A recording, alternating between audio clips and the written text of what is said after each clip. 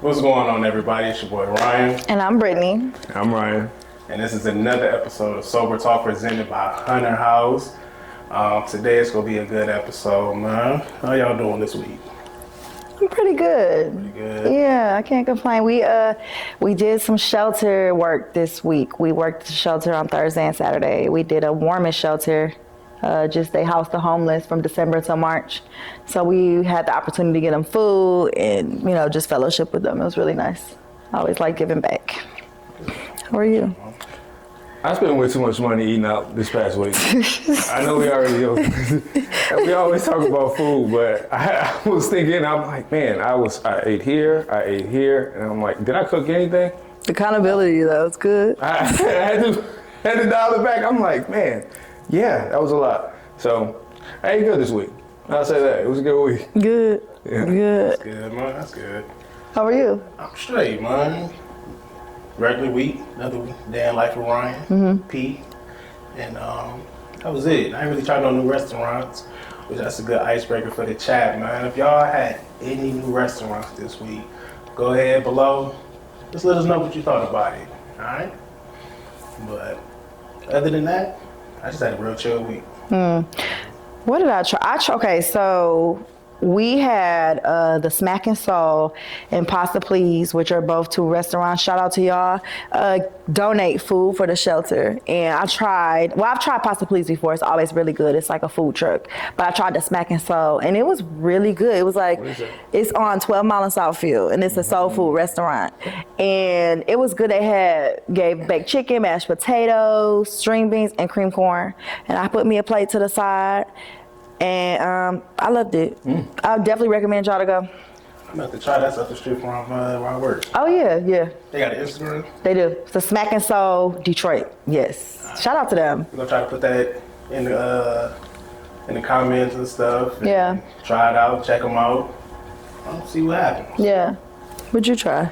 So a lot of my restaurants come in Milford, and I tried this new breakfast restaurant, Five Loaves. 5 Loaves. Yes, Okay. It was this omelet, and I love my chorizo. So it was an omelet. It was a chorizo omelet with cheddar cheese, with potatoes, and it was something else.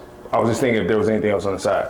But yeah, the omelet was pretty good. And then the Blue Pearl is a Chinese restaurant. The shrimp fried rice, the egg rolls.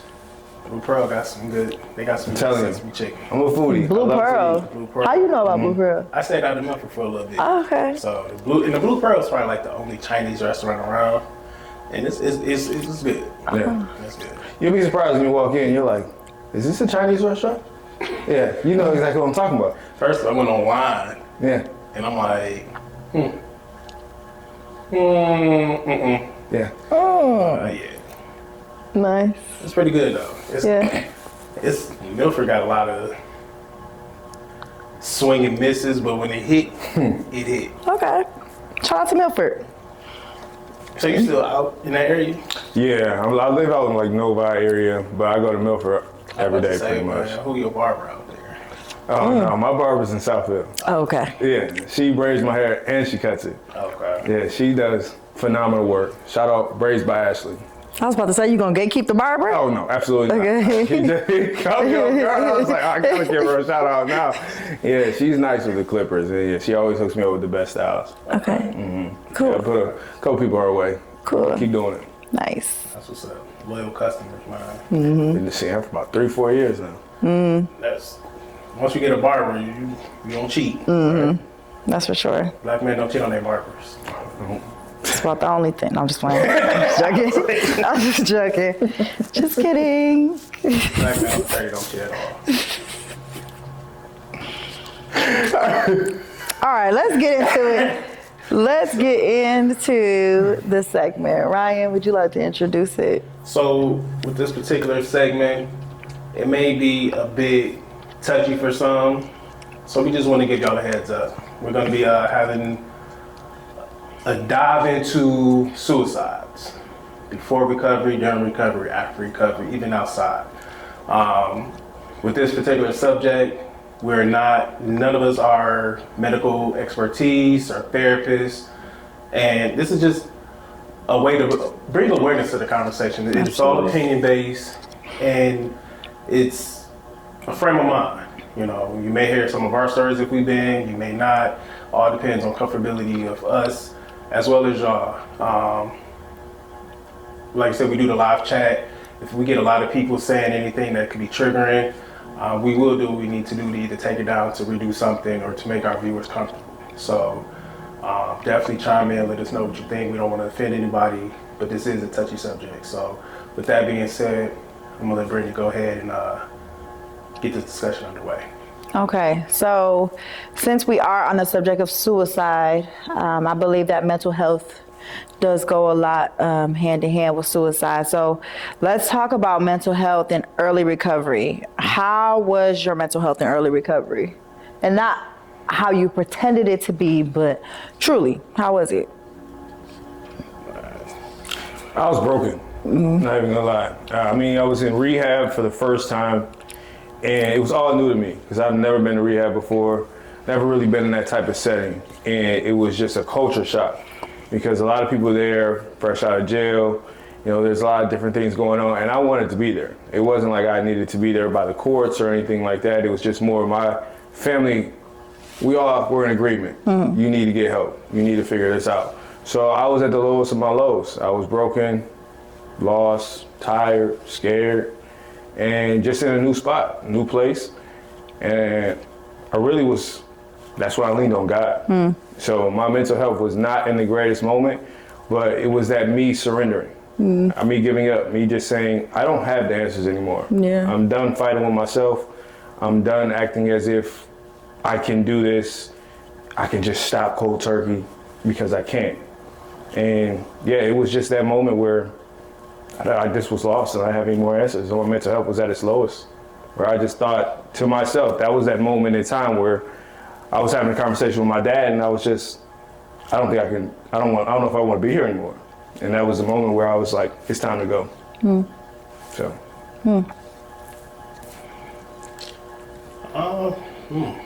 Pretty much almost the same, man. I was still in denial. I was in acceptance with my alcoholism, but I was in denial about where I was at mentally. I had nobody to talk to. Like, you know, it's crazy on how, you know, you see my family, you know, stepdad, mom, brothers, all type of shit. And I think I isolated so much till I felt at that time I pushed my brothers away till I couldn't talk to them. And then once again, still in denial. I had a complex in my head that I'm the older brother. I don't talk to him. You know, I don't gripe down, you gripe up. I talk to my older brother, but you know, my older brother, me and him really never had deep conversations. You know, we was, you know, I think one time you said, you want to go, it's this frat house. That was my older brother. And yeah. So I was kind of by myself mentally. So I was always in denial.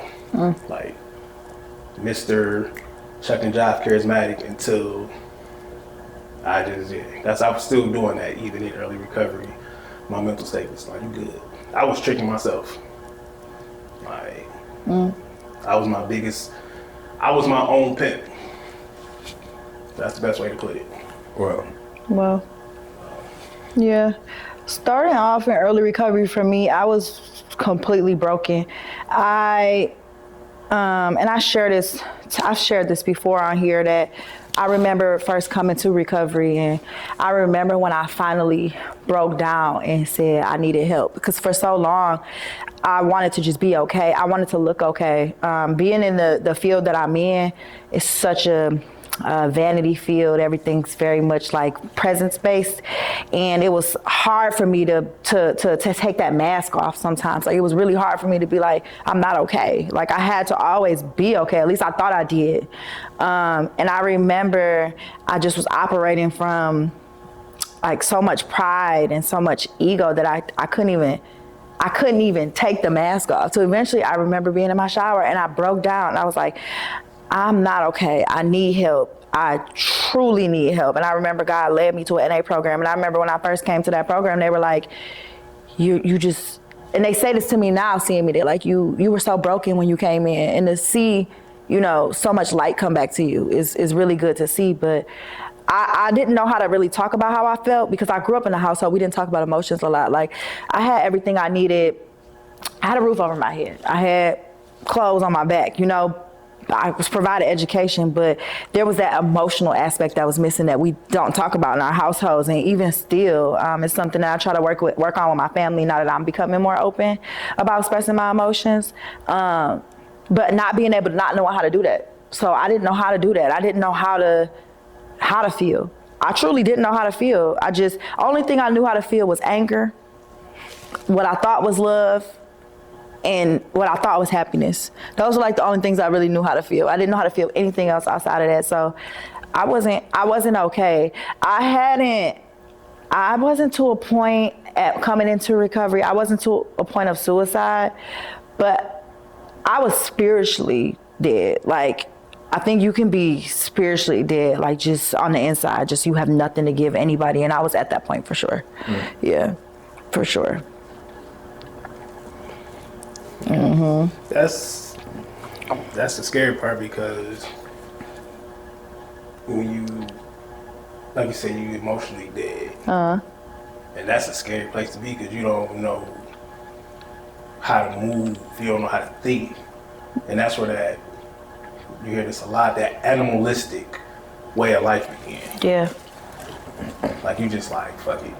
I'm living just to either A, get another bottle, which when I was in that mindset, I just needed to get, if I was lucky, I just needed to hustle up $3.45. If I was lucky, I got 9. That lasted me 2 days. That's how to this day, I remember that I would remember that price more than a phone number or how much I paid at the Dollar Tree. Right. And that was it. It was simply, let me just go ahead, scrape up some change for $3.45. Or let me trick somebody to get 10. If I was lucky, 15, because I might be able to get a bag of chips to eat. And then walk around people, act like I'm good, hide off into the dark. Sit up there and be in a pity. Like, we'll get deeper into that. So why do y'all think suicide risk increases so much during early recovery? Regret, loneliness, doubt, fear.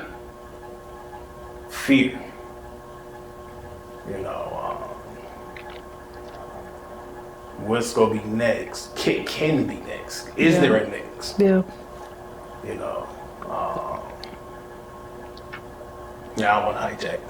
No, you're good. It's always tough for me because being a sponsor and seeing guys come in and out of the houses, and I just related back to myself. I would say it's always a culture shock because your whole life is pretty much changed and you don't have an identity. So because I believe you don't have an identity, you're getting to a point of, I don't know who I am. So what's the point? And that's the hardest part because early in recovery, it's so important to find some type of structure, some type of support group. And that's why it's so important for a Hunter House or Milford Counseling or anything like that, because just getting sober is so difficult because there's those wave of emotions that come back because you're no longer suppressing it with drugs and alcohol. You're more of, all these things are coming up. I even remember my time in rehab where they showed a video of parents overdosing while their kids were still there. And that destroyed me. It literally struck the deepest chord into me. And that's when I first broke down and cried. And I couldn't even remember the last time I cried when I was in drugs and alcohol. It was years. And all those emotions just come back. And that's why I say early in sobriety, it's so tough because you don't know what to do with all those emotions. You want to feel them, but you haven't felt them in so long. You're like, well, what is this? How do I process this? Who can I talk to about this? And I believe it's the hardest thing for me to watch and see, because it's like I can give you essentially the way that worked for me, but I'm not sure what way is going to work for you. It's for you to seek out, ask for help, and then be willing to put in the effort to go forward with the help and the guidance that you're getting. So how do you offer help to your early sponsees in that moment? The best way, because there's guidelines and restrictions and stipulations when they come across me. They have to, one, be there for about a week, 2 weeks or whatnot, get their bearings. Then they have their rules, their check-ins. They work with their counselors. They work with their case managers. And essentially they have other guys around them as well. So it's like everybody's walking in this alignment together. They go to their meetings, and then they get a job. And if they don't have a job, they might reach out to me, and I might work with them and see if we can like go to a couple places, apply here, apply there, and then we can work in that aspect. But once they have those steps taken care of first, is when we can really start to get into the work, because it's the first step. Admitted to myself that I was powerless over drugs and alcohol. That first step, you're here. You're embodying that first step. And I always like to say the second and the third, it comes, but you don't really know it. The power greater than yourself could restore you to sanity. That's why you're in recovery. That's why you're in these sober homes and this sober living, because something greater than yourself brought you here. Yeah. And you just have to be willing to let go and surrender. And you've already done that. Don't try to take your will back just yet. Just stay within with the workings that they have aligned for you. So I let Milford Counseling do what they need to do, and then I will work with Milford Counseling on what they need from me in order to give them a little bit more guidance going forward. Yeah. Taking your will back is what I see can be a risk in early recovery for people when it comes to suicide. Also, feelings, not knowing how to deal with your feelings. It's almost like we're babies again, especially when you become sober. I always say it's like I'm a baby all over again. I don't know what to do with all these emotions and all of these feelings. And I just know from experience that having a support group, and it doesn't always have to be family. I thank God I have family, but having some type of support group, whether it's your NA program, but like you said, your sober living houses, or some type of counseling service, some type of support group, somebody that you can lean on, some type of structure, will really help you through the days that you just can't help yourself. Because like you said, something greater than yourself did bring us to this program, and also he gives us the resources to be able to withstand the feelings and the emotions and everything that comes with going through recovery. So yeah, that's what I had to say about that for sure. That's why I like this team. No, really, because each person approaches something differently. And the only reason I say that is because, like how you said, you work with just participations and sponsees and stuff. Because I know for me, my sponsor at the time, when he was trying to work me with it, I was like, that's not getting me to sanity, bro. I'm still hooked. But then one thing I'm like, yeah, right there, identity. Because I was at work and I was talking to the guys about that, like, who are you? I'm a dad, I'm this. Take away being a dad, take away this, take away, who are you? And I think that was one of my biggest problems, like my identity. I never really knew who I was, and I struggled with that so hard. And like a lot of times, especially I don't talk about meeting 90 and 90. Not saying that you don't need it, just because what had to work for me, I had to go through mental type shit to really understand how you say it and teach it and how you go through it now, you being early. For whatever reason, I was the only one that was like, yo, I'm gonna still go left. That's because I didn't have an identity. And you really never understand how important having an identity is. Like most, especially for men, and I see a lot of men in early recovery. I'm a dad, I'm a provider, I'm this, I'm a that. You name your attributes. And those very attributes that you're naming was what you failed at during addiction. So the very thing you're making your identity is the very thing you're holding on to that's going to keep you down in the pity party on how I didn't do something. That's pretty good. Who are you outside of all of that? Forget your attributes. Who are you? Because I'm like, no identity, man. Your head will start telling you nobody.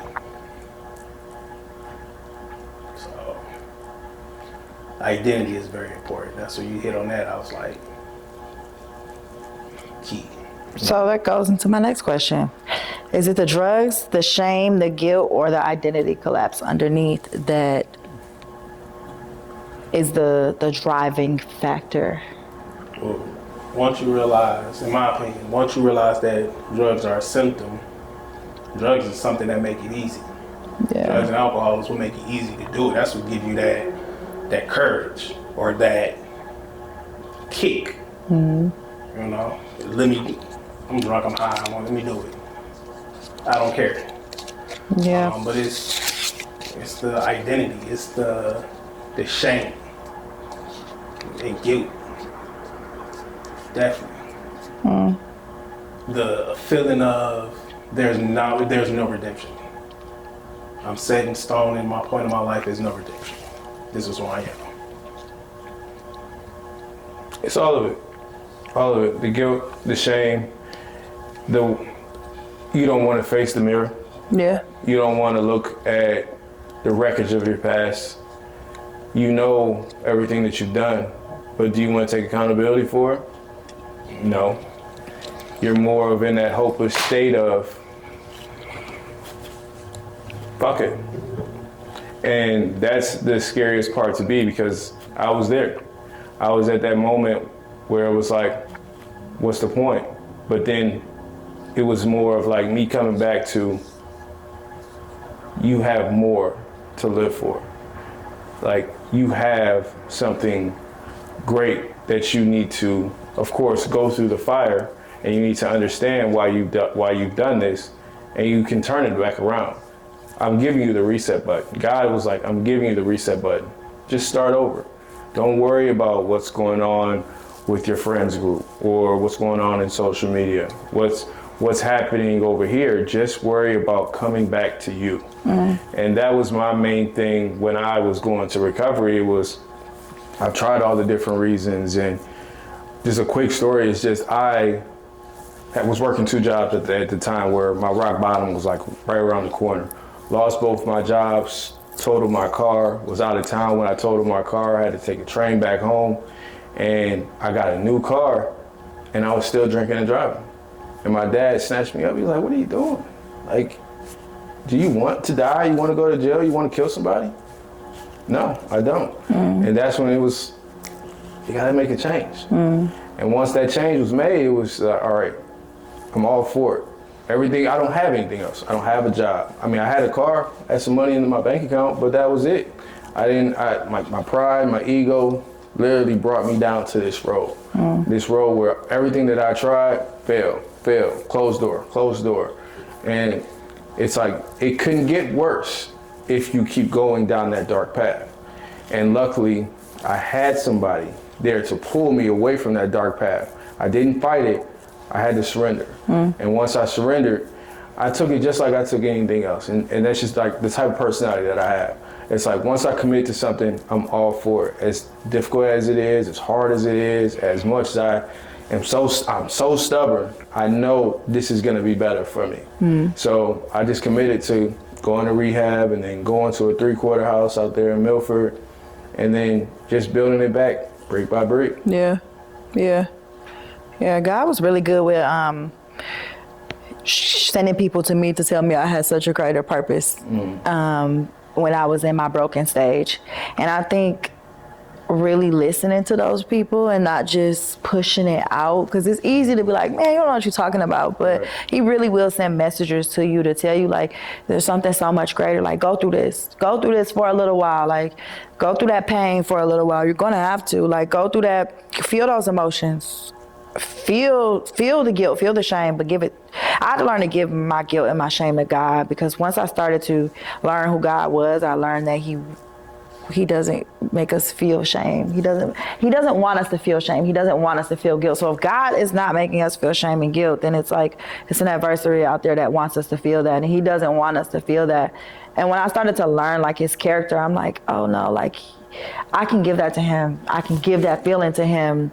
And even though it might not always change the circumstance, he doesn't change. Like he doesn't change in his word and who he is. And that really helped me. That really helped me a lot to know, like, okay, he's sending people to help me along the way. Every step of the way. There's some, like, looking for that. I started looking for that in my early recovery. And that definitely helped me a lot. What signs do you miss in yourself or others in recovery? Like, what type of signs do you miss in that? It's hard to say. It's really hard to say, to be honest. I mean, looking at it from, you go through training with stuff like this, they say, people ask questions like, what if I wasn't here, or this or that?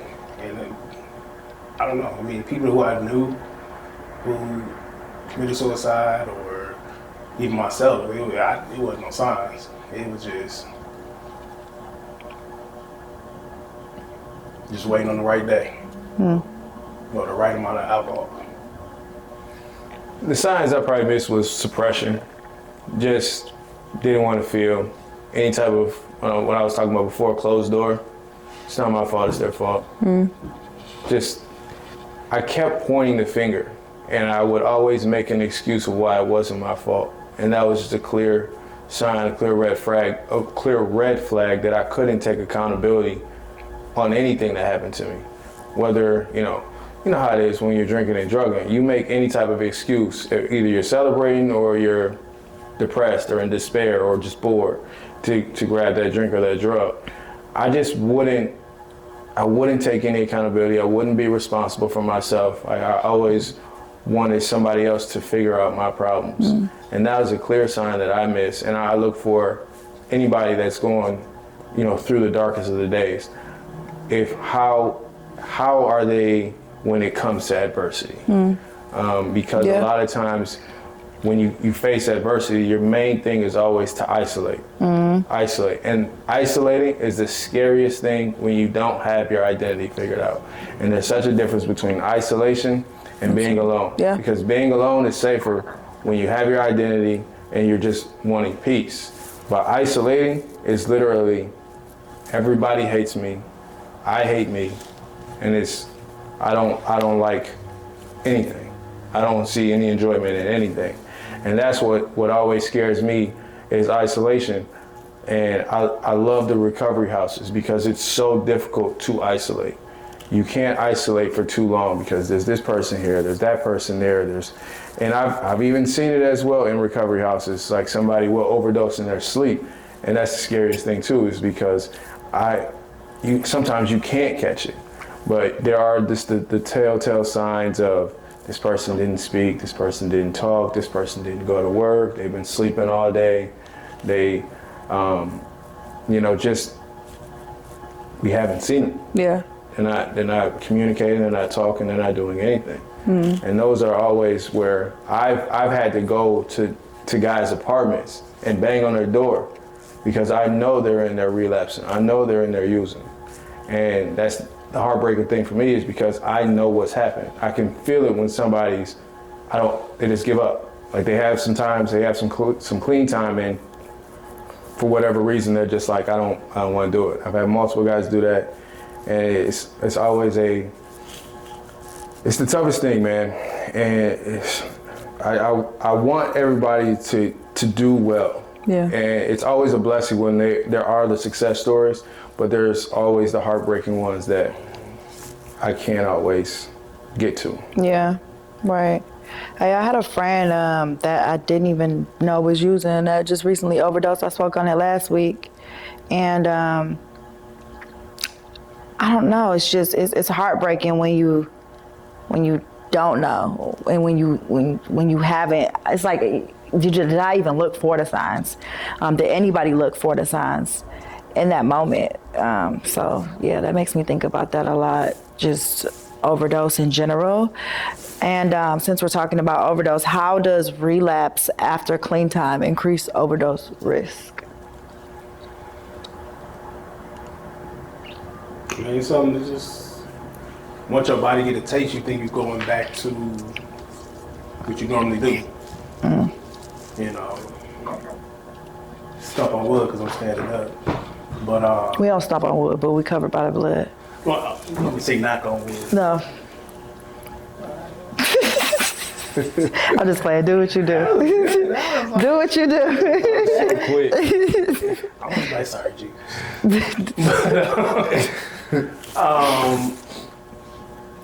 If I freaking relapse and I try to go straight to a gallon, yeah, my heart will tick out. Yeah. Done. You know, just like if somebody, you know, do something, you know, you do coke or you do pills or you try to bake some heroin, is you try to go back to your older mom, yeah, you know. And then at the same time, even in recovery, let's say you still at that identity crisis, or you at that I'm sick of this.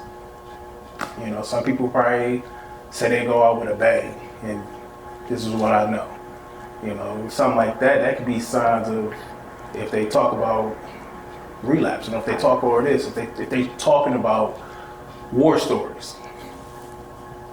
War stories. Yes, what it is. that's that one. That's like, all right, why are we talking about war stories for? You know, especially if it's not like it's a point or a joke to it. You just reminiscing on stuff, and it's like, Yeah. that's to me. Yeah. Like, all right, yeah, that's a good sign. So when you're early in recovery and you're trying to find your identity, it's like you're giving up because it's hard and you don't know. Like, you're confused on who am I exactly, and you were talking about this as well. It's like, I'm a provider. I work in this job. I've been doing this job for so long. I have, you know, my kids back home. I have, you know, my significant other. And relapse early in sobriety, and even like once you get out of the houses and everything like that, if you don't continue to keep working on yourself, like going to either the meetings or seeing a therapist or still unpacking all the things that you need to unpack, it's going to keep sitting there. Yeah. It's going to keep gnawing at you no matter what. And that's what makes people susceptible to, you know, the relapse, to going back out, because they don't necessarily know, or they don't have the tools. They don't have the tools, or they don't want to do the tools to do the inner work, because the inner work it's just a long road. It's a process. It's a one step after another step after another step, and it just seems so exhausting. So because it's overwhelming, you just throw your hands up in there and you're like, I don't want to do this shit. Fuck it. You just get a case of the fuckets. That's how it always happens. And that's the part that I try to save. I try to save those individuals before they get to the case of the fuckers, but I can't save everyone, especially if you don't want to put in the work to save yourself. So sobriety is not enough. It's not. Yeah. It's not. It's a complete overhaul, change of life, thought, everything. Yeah, changing your old ways of thinking, for sure. Like you said, doing the inner work, they offer through fan therapy, and it was free. So you can get a peer coach and you can get a free therapist, and I found one of those, and that's changed my life completely. Just doing the uncomfortable things that you don't like to do, that you don't normally do, is what will drive you to that other side. I'm telling you, that's the best thing I can say, for real. Yeah. Definitely, man. Yeah. So why do you think some people survive rock bottom and others don't?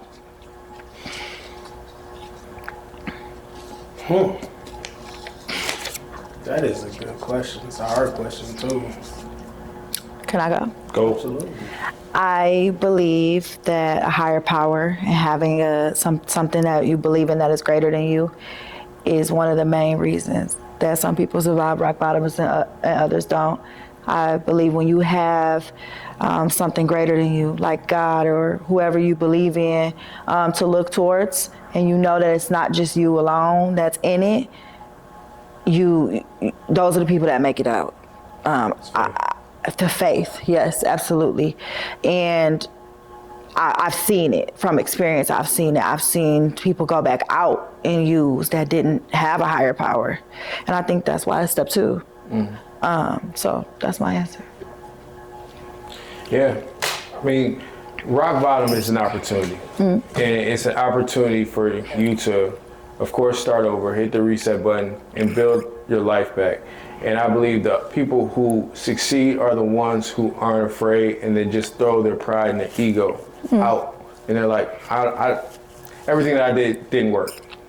Which way do I need to go? Exactly. For me, I started leaning on God as soon as I walked in the door for rehab. Yeah. I started praying every single day. I mean, I was doing the chores. I was doing all the things that wasn't in my character as an addict, as a recovering alcoholic, because that way didn't work. Yeah. So I believe that's what helped me succeed from my rock bottom, is because my old ways weren't working. They weren't. And when others don't, succeed in rock bottom, they still try to grasp onto the identity that they once had when they were in active addiction. That's good. Yeah. That's really good.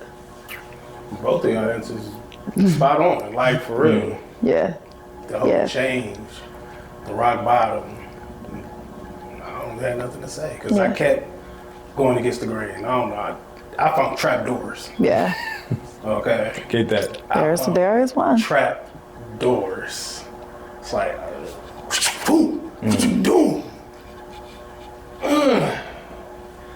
And I started getting comfortable in the trap door. So both what y'all said, I have nothing. Perfect. Okay. So the last thing I want to touch on with suicidal ideation, how do men struggle differently with that from a man's perspective? I would say from a man's perspective, because you failed. You have this high standard, you have this depiction, you're like, I make the money, I provide, I have this lifestyle, I have this family, and then when it all just falls apart, you're like, I failed, I'm no good, I'm worthless, I'm hopeless. I've just been working with a guy over the past year, and he was in that spot where he was up, and then he was down, and he was building himself back up, and he fell back down. And I pray and hope to God that he's okay. I haven't heard from him since last May. And we were doing intense work together every single day for like 6 months. And then all of a sudden just disappeared. And that's just the hardest part. It's just like, it comes to that point where you work so hard, you fail, and then you gotta walk. You gotta go look right back up that mountain, you gotta walk back up it. A lot of times, it's too far of a hike. Yeah. Yeah. That's a good one for me because that's failure. Failure was the number one thing. And like, they're trying to think of this whole time while I was tearing or thinking of my old shit. But that was it. For me, it was failure, man. And I got enough alcohol one day. And I was like, fuck it. I didn't care. I had to fuck it the week before. My parents was out of town. They was coming back. And I was like, shit, they be back later on the night. Somebody that found me ain't gonna stink. But, yeah. My son was young. He was young enough to forget about me. I really didn't care about shit. Yeah. So, that was my thought at that time. Yeah. So, it's definitely... Yeah. When your mind gets that dark, it's like you can't see light. There is no light at the end of the tunnel. You just see all darkness. You're surrounded by darkness, and you're like, well, I didn't do good at that. I didn't do good at that. I didn't do good at that. And then it's like that one small glimmer of light that's right there in the corner, and you just gotta keep running towards it. Keep running towards it, and it's gonna get bigger. It's gonna get bigger. It's gonna get bigger. You just can't. You can't act like you don't see it. And that's how I would recommend, and I would tell anybody who's in those dark moments, because I know what it feels like. You just got to keep running towards that small light that's in the corner, because you keep running towards it, it'll get bigger. Especially when you ask for help and you reach out and you do the therapy, you do all the things that are uncomfortable for you, because doing the uncomfortable, it's going to get better and it's going to get more comfortable as you continue to be comfortable being uncomfortable. Yeah. And if you afraid to ask for help or don't know how, we will put something up at the end of the video episode, to resources. Because you might not even see the glimmer. You might not see shit. But it's a way out. And that's what people need to know. It's a way out, man. Anybody out there feeling like that, trust me, it was once there. You know. And it's crazy because I don't think it was, me and my brother didn't talk about this until probably November that just passed. Because he's the reason I stopped. He walked in on me. And I never asked him about it for about 2 years. We never even talked about it. So, people love you. I want you to know that. Okay, so what would y'all like to say to anybody out there that is struggling with suicide, or anybody out there that is thinking of going and taking that next hit or the next drink or anything of the sort? The main thing I would say is, when you know you've had enough, you have to find it within yourself to look yourself in the mirror and say, how do I get better? What resource or what person can I reach out to that I know is going to allow me to get my life back together? Luckily, I have my family. There's friends, there's co-workers, there's anyone in your establishment. Just don't be afraid to ask. You'll be surprised how many people are willing to help you when you ask for the help. It doesn't have to be family. It could be a close friend. It could be the coworker, like I was saying. Just help, just ask somebody, pick up the phone, because you can save your life and you can make everyone else's life better by you still being here. So with that. Shit. Tomorrow go come, man. Tomorrow's go come. And if you are out there struggling and you really don't think it's that important, I'm gonna tell you this. You wouldn't be sitting up here listening to me if I kept that mindset. Sober Talk would not be here if I kept that mindset. You reaching out for help today can help somebody years from now or even the next day. We all have a reason, even when you don't feel you have purpose. And your purpose and your mistakes that you feel that are unredeemable, it's gonna be the greatest gift in the world to you. Even if it's just simply telling somebody what not to do. So,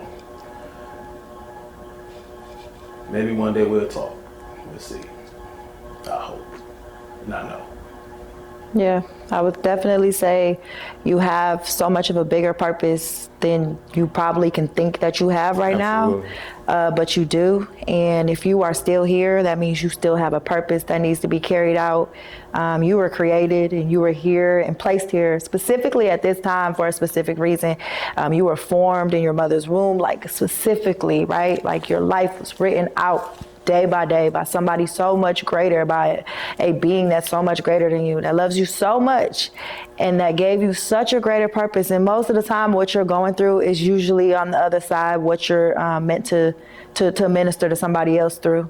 It might not look like it right now. You might not look like you're able to even be in that space, but that's usually how it goes. So just hang in there. Hang in. I'm telling you, God love you. If nobody love you, God love you. If nobody love you, we love you. We love you. For You're sure. not alone. You are not alone. Ever. Never. So yeah.